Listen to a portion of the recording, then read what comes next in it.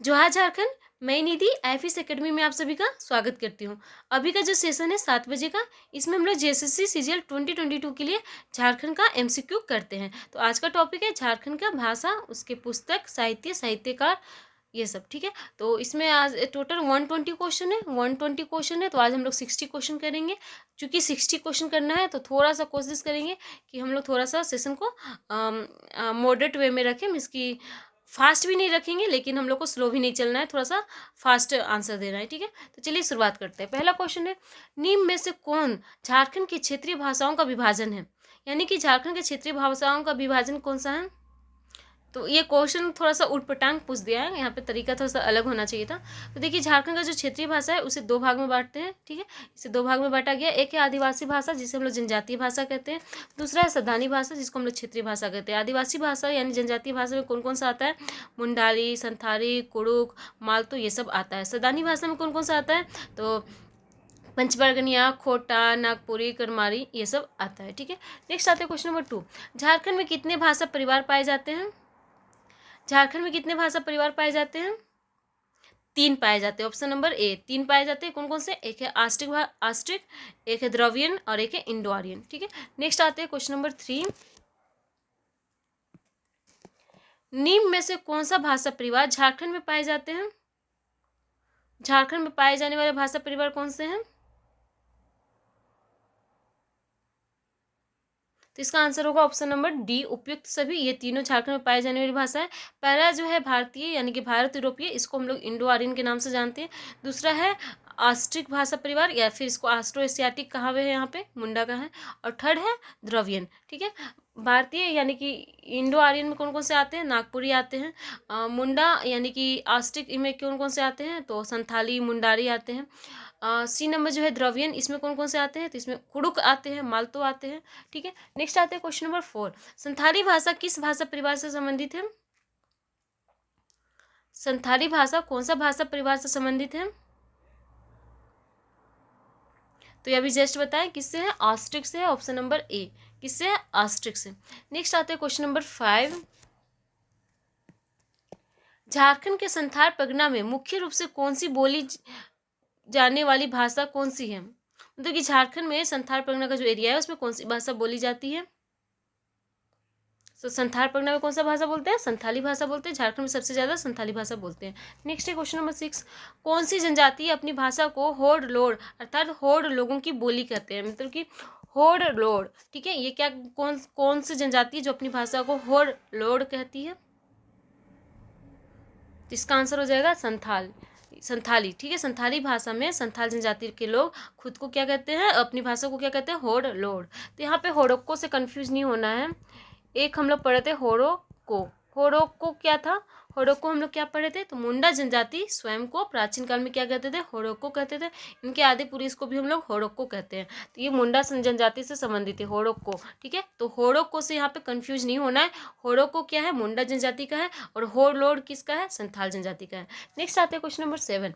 ओल चिकी किस भाषा की लिपि है? ओल चिकी कौन सी भाषा की लिपि है? तो ओल चिकी हो गया संथाली भाषा का। ऑप्शन नंबर बी, इसके आविष्कारक कौन है? नेक्स्ट है क्वेश्चन नंबर 8। ओल चिकी लिपि का आविष्कार किसने किया था? जिसके आविष्कार किए थे? Raghunath Murmu. Option number D, ओल चिकी का कौन किए थे? रघुनाथ मुर्मू किए थे। कब किए थे? Question number 9। ओल चिकी लिपि का आविष्कार कब हुआ था?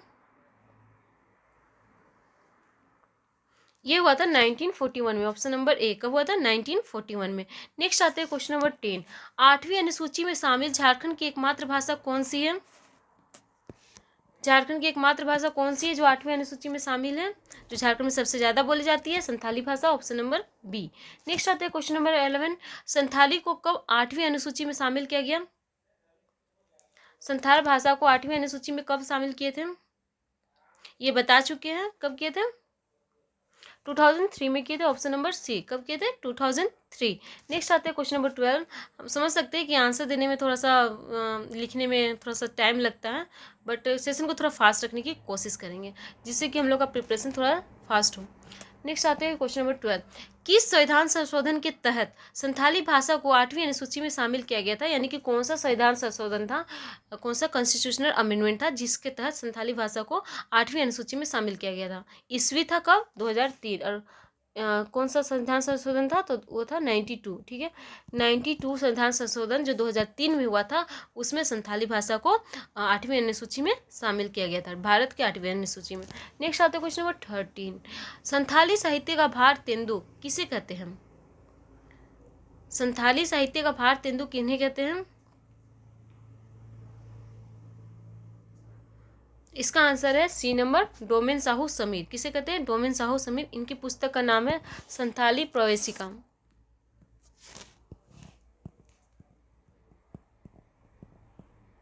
संथाली प्रवेशिका। ठीक है, क्या है? संथाली प्रवेशिका। और ये कब हुआ था? 1951 में पब्लिश हुआ था। ठीक है, डोमेन साहू समीर जो है, उनका जो साहित्य है उसका नाम है संथाली प्रवेशिका। कब रिलीज हुआ था? पब्लिश हुआ था 1951 में। और ये इन्हें क्या कहते हैं? डोमेन साहू समीर को कहते हैं संथाली साहित्य का भारतेंदु। ठीक है, नेक्स्ट आते हैं क्वेश्चन नंबर 40। संथाली साहित्य भाषा पर लिखी गई प्रथम पुस्तक का प्रकाशन कब हुआ था? संथाली साहित्य भाषा पर लिखी गई प्रथम पुस्तक का प्रकाशन कब हुआ था? ये क्वेश्चन नंबर 15। संथाली भाषा पर लिखी प्रथम पुस्तक कौन सी थी और उसका लेखक कौन है? ठीक है, ये तीनों एक ही क्वेश्चन को 3 भाग में बांट दिया है। तो संथाली साहित्य जो भाषा है, इस पर लिखी गई पहला पुस्तक का प्रकाशन हुआ था 1852 में। पुस्तक का नाम है an introduction to the Santhal language और इसके लेखक है जे फिलिप्स। ठीक है, ये एक ही क्वेश्चन को 3 भाग में बांटा है। संथाली साहित्य का प्रथम पुस्तक का नाम क्या है? An introduction to the Santhal language. कब पब्लिश हुआ था? 1852 में। और लेखक कौन है? J Phillips. ठीक है, समझ में आया? आगे बढ़ते हैं, क्वेश्चन नंबर 17 आते हैं।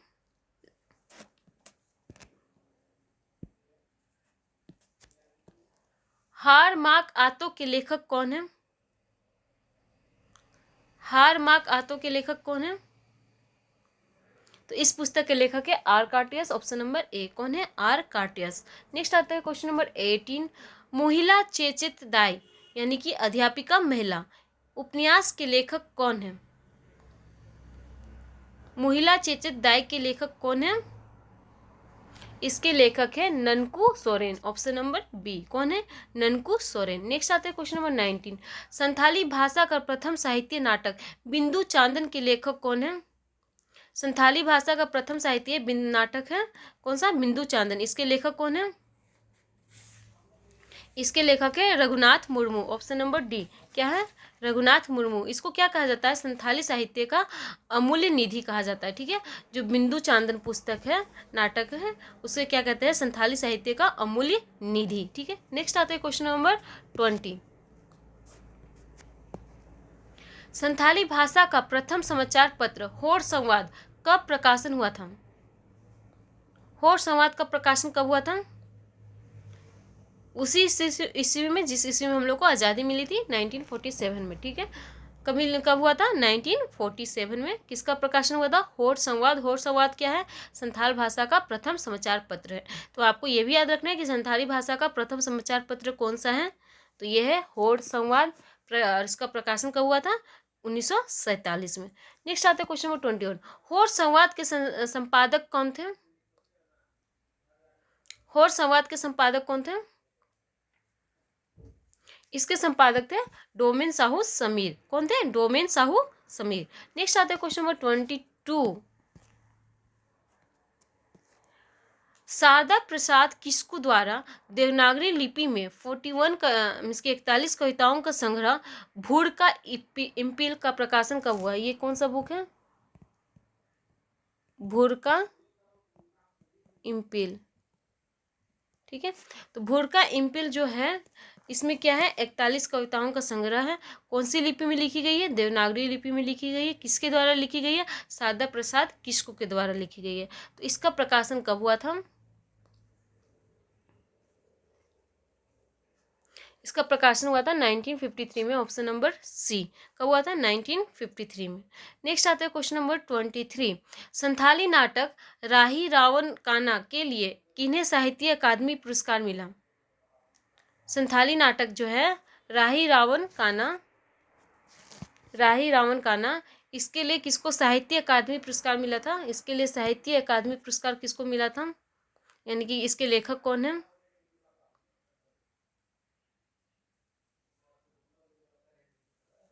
तो राही रावण काना के लेखक कौन है? मोगला सोरेन है, option number C. Mogla Soren इसके लेखक हैं, और इसके लिए इन्हें क्या मिला था? साहित्य अकादमी पुरस्कार मिला था। तो आपको ये 3 पॉइंट याद रखना है। नेक्स्ट आते हैं क्वेश्चन नंबर 24। किसे संथाली साहित्य की अमूल्य निधि कहा जाता है? इनमें से कौन सा पुस्तक है जिसे संथाली साहित्य का अमूल्य निधि कहते हैं? एक्चुअली में ये नाटक है, तो ये है बिंदु चांदन, ऑप्शन नंबर बी। क्या है? बिंदु चांदन किसके द्वारा लिखा गया है?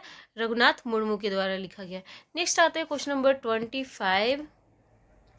अब हम लोग आ जाते हैं मुंडा जनजाति में। मुंडा जनजाति की भाषा पुस्तक। मुंडा जनजाति की भाषा को क्या कहते हैं? मुंडा जनजाति की जो भाषा है उसे कहते हैं मुंडारी, ऑप्शन नंबर सी। क्या कहते हैं? मुंडारी कहते हैं। Question number 26। झारखंड की आष्टिक भाषा वर्ग में आने वाली भाषा को क्या कहते हैं? तो आष्टिक भाषा वर्ग में इनमें से कौन सी भाषा है जो आष्टिक भाषा वर्ग में आती है? इनमें से मुंडारी भाषा है जो आष्टिक भाषा परिवार में आती है। कुड़ुक किस में आती है? द्रविड़ में आती है। पंचपर्गनिया किस में आती है? तो ये आती है इंडो आर्यन में। ठीक है, कुड़ुक किस में आती है? द्रविड़ में। पंचपर्गनिया आती है इंडो आर्यन में। मुंडारी आती है आस्ट्रिक में, और मगही का मुझे नहीं पता है। नेक्स्ट आता है क्वेश्चन नंबर 27।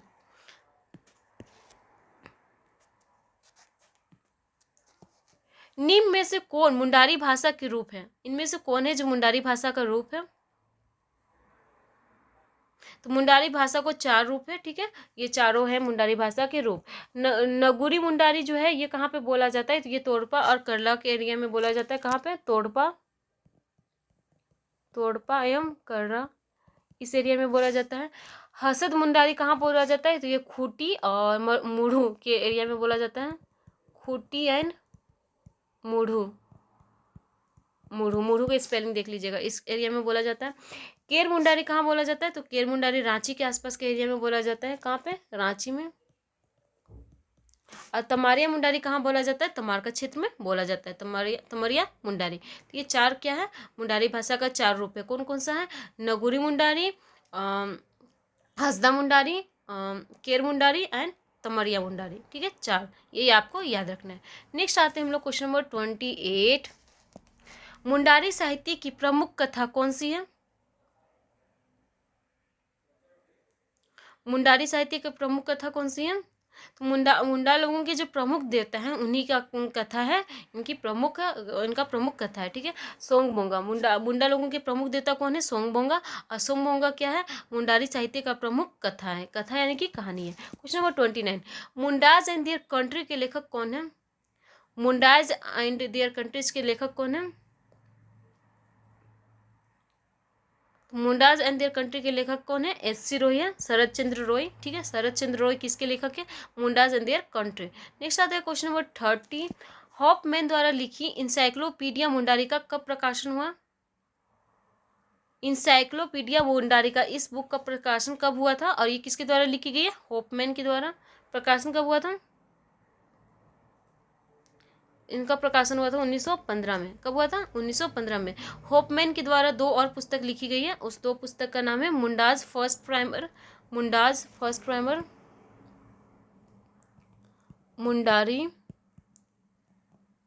फर्स्ट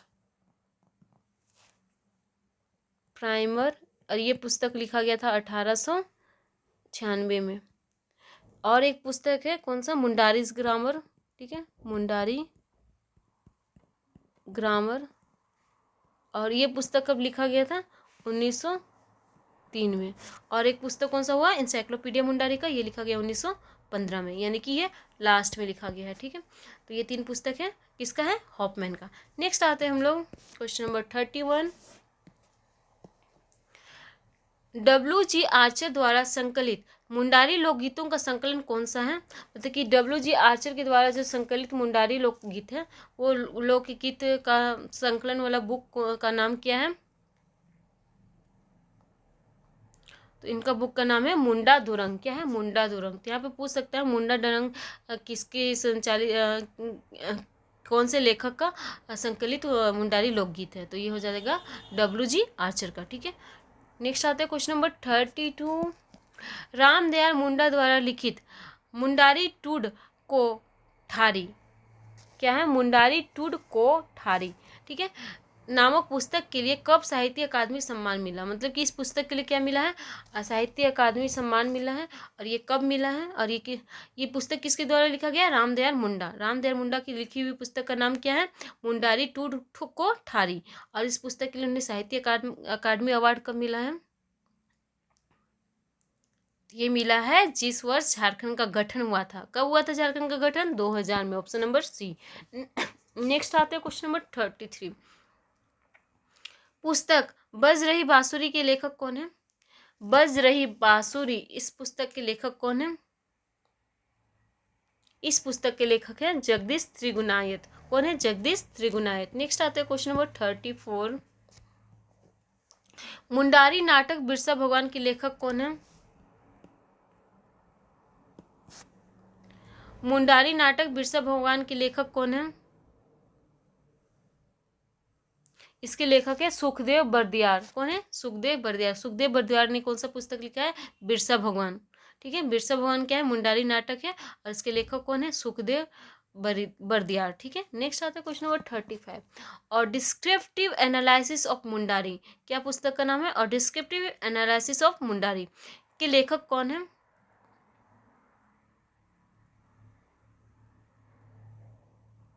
इस पुस्तक के लेखक हैं कुक वाल्टर। कौन है? Cook Walter.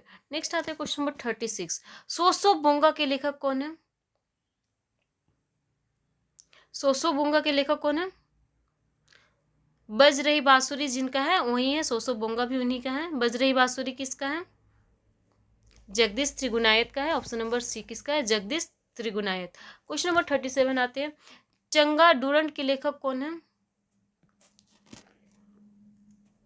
चंगा डूरंड के लेखक कौन है? चंगा डूरंड है बलदेव मुंडा का। किसका है? बलदेव मुंडा। नेक्स्ट आता है क्वेश्चन नंबर 38। निम्न में से किस पत्रिका के संपादक जयपाल सिंह थे? कौन सा पत्रिका है जिसके संपादक कौन थे? जयपाल सिंह।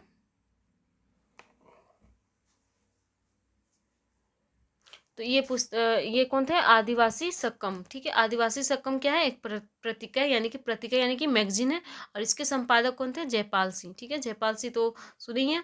नेक्स्ट आते हैं आदिवासी सभा का गठन भी उन्होंने किया था। निम्न में से कौन मुंडा भाषा समूह की एक उपशाखा है? मुंडा भाषा समूह की एक उपशाखा कौन सा है इनमें से? जो हो जनजाति की जो हो भाषा है, हो जनजाति की भाषा को हो कहते हैं, वो क्या है? मुंडा भाषा का एक उपशाखा है। ठीक है, नेक्स्ट आता है क्वेश्चन नंबर 40। हो शिष्ट साहित्य का आरंभ किस सदी में माना जाता है? हो शिष्ट साहित्य का आरंभ किस सदी में माना जाता है? 19वीं सदी में माना जाता है। ठीक है, अंग्रेजों के आने के बाद 19वीं सदी में। नेक्स्ट आते हैं क्वेश्चन नंबर 41। कब एशियाटिक सोसाइटी ऑफ बंगाल के आलेख the grammatical constructions of the whole language प्रकाशित हुआ? The grammatical construction of the whole language, इसका प्रकाशन कब हुआ था? इसका प्रकाशन किसके द्वारा हुआ था? तो एशियाटिक सोसाइटी ऑफ बंगाल के द्वारा हुआ था। और कब हुआ था? तो बताया ना 19वीं सदी में हो गया आया था, तो हुआ होगा 1800 में, तो 1840 ईस्वी में हुआ था। Option number T. नेक्स्ट आते हैं क्वेश्चन नंबर 42। हो जनजातियों के लोक गीतों का प्रथम पुस्तक C.H. बोम्बास तथा N.K. बांस द्वारा लिखित फोकलोर ऑफ द कोल्हान कब कलकत्ता में प्रकाशित हुई? फोकलोर ऑफ द कोल्हान का प्रकाशन कलकत्ता में कब हुआ?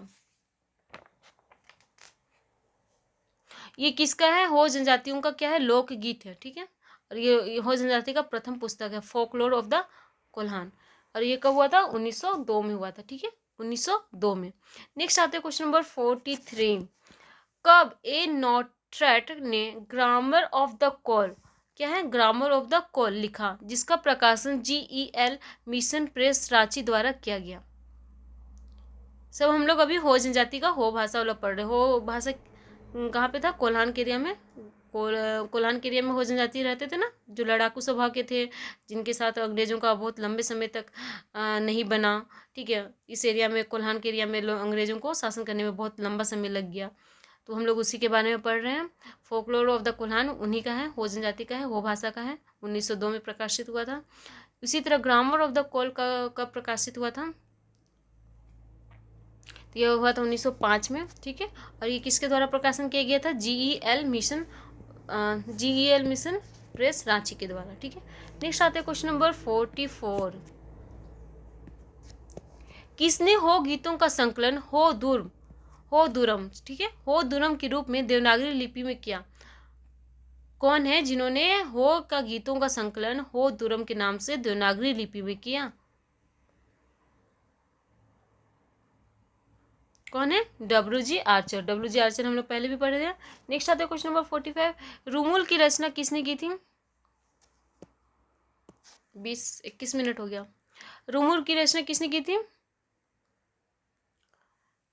रूमुल की रचना की थी सतीश कोड़ा एंगर। कौन किए थे? सतीश कोड़ा एंगर। ठीक है, तो आज हम लोग सेशन यहीं पे ओवर करते हैं। नेक्स्ट सेशन में हम लोग फिर कंटिन्यू करेंगे। मिलते हैं नेक्स्ट सेशन में।